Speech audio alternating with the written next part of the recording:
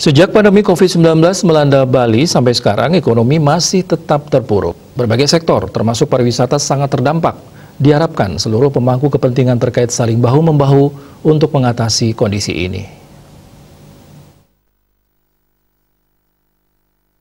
Pulau Bali menjadi salah satu destinasi pariwisata favorit di dunia. Selain wisata alam, keunikan kehidupan sosial, budaya, dan tradisinya menjadi salah satu daya tarik wisatawan domestik dan mancanegara untuk mengunjungi Pulau Dewata.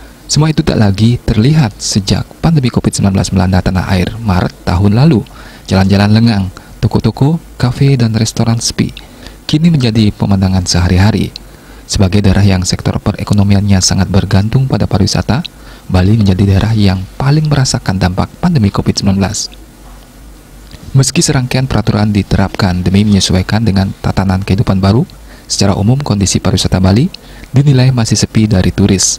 Oleh karena itu, seluruh pemangku kepentingan terkait agar terus maksimalkan upaya persiapan protokol kesehatan ketat di lokasi-lokasi wisata di Bali, sekaligus menggencarkan promosi-promosi bagi wisatawan domestik. Langkah ini diambil sebagai upaya untuk memulihkan kondisi pariwisata, seraya menunggu dibukanya pintu untuk wisman oleh pemerintah pusat.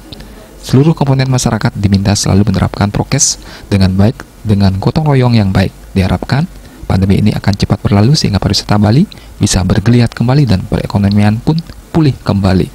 Ratna, Bali TV.